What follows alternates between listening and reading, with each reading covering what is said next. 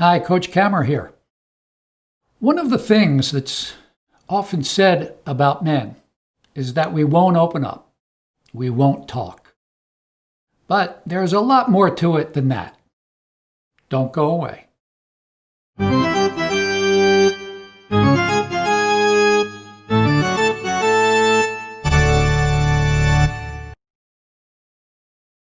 Our comeback is all about men making our points.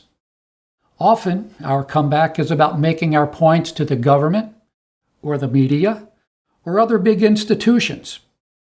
Today, we're going to talk about something that can be even more daunting: making points with the main women in our lives about things we really care about. Let's be honest, it isn't easy. For one thing, when we're talking about things we really care about, we're talking one way or another about feelings and emotions. Yes, we're talking about feelings. I know.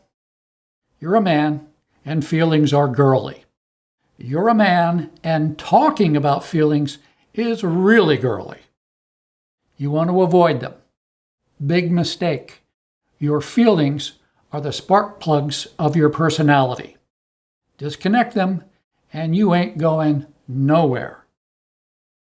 Another part of our reluctance to talk about feelings is that men take action. If I have something I want, I take it. If I have something I want to avoid, I kick its ass. Well, that's baloney, of course. But deep in your soul, you have this nagging insecurity that talking about feelings, especially unhappy feelings, is a sign of weakness. Still, another part of it is that you really feel like a 98-pound weakling when it comes to talking about emotions. And now you're getting ready to get into the ring with the emotional equivalent of Mike Tyson or the current champion of the Ultimate Fighting Challenge. Admit it, when it comes to talking about problems in your relationship, your woman is the undisputed champion. And here's another problem. Although women have a reputation for fighting fair and really wanting to hear what you have to say, sometimes they don't. Women can be very defensive.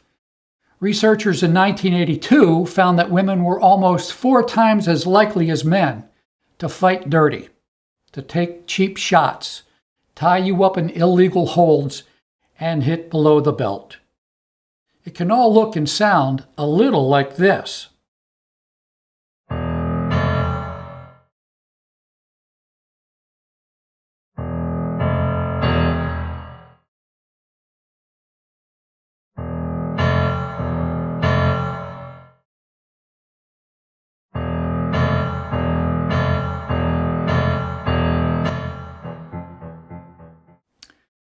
So are we being clear and honest about the situation?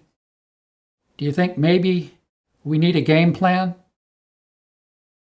We'll be back to talk about that right after this brief PSA.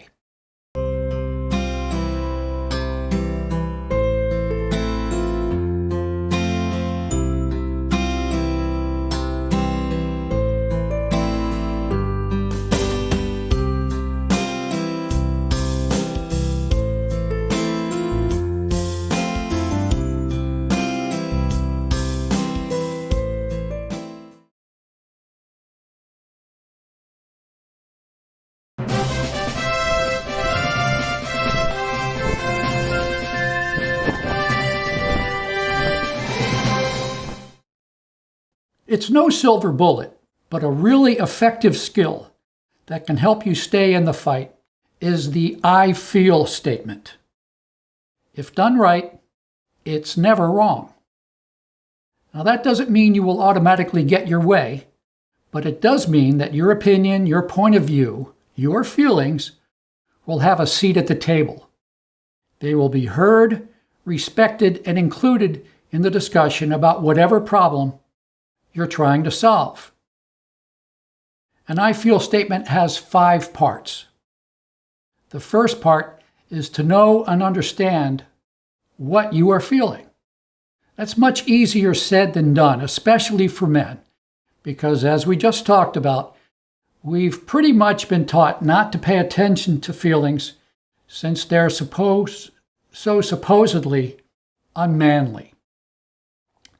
But the one emotion we are quite familiar with is anger. Over the years, you have learned that anger is the one unhappy emotion men are expected to express. It's so manly. But your anger is usually not the emotion you need to express. It's not the primary cause of why you're unhappy. When you feel angry, step back and try to identify what you felt, even if just for a fleeting instant, in the moment just before anger jumped in to take its place. Dig deep and feel what you're really feeling underneath the anger. It might be fear, sadness, insecurity, confusion, who knows? It could be a lot of things. Here's a list of the feelings that might be underneath your anger. That's a long list, and only you can figure it out. You might need some time, maybe hours or even days to do it. You can always say to the woman, I need some time to figure out exactly what I'm feeling. I need to dig through the anger to get to what I really want to talk with you about. I'll be back. Step number 2.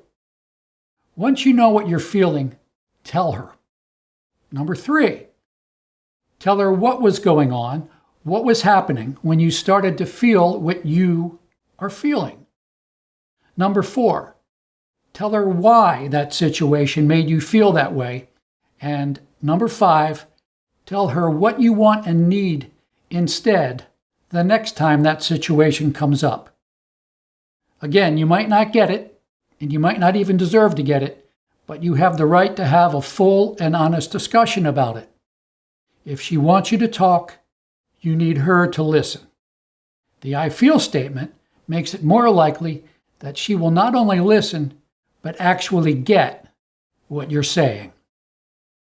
Here's an example. I feel inadequate when you talk about how your sister takes such great vacations with her kids. I feel that way because I'm afraid you think I'm a failure financially, and I'm letting you and the kids down.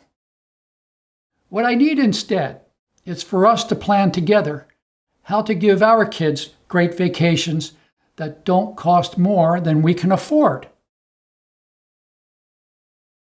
The I feel statement doesn't blame. You take responsibility for how you feel, and you take it without shame. No blame, no shame. Like an athlete at his best, you stay within yourself, balanced, with good situational awareness, fully confident that you can run this play. I feel statements are not a magic bullet. Sometimes your attempt to move the ball in the right direction is going to meet a lot of resistance. But a well-executed play, even if it only produces 3 yards in a cloud of dust, is a whole lot better than throwing a wild, panic, wounded duck that she intercepts, makes all about herself, and takes 99 yards for 6 more points against you.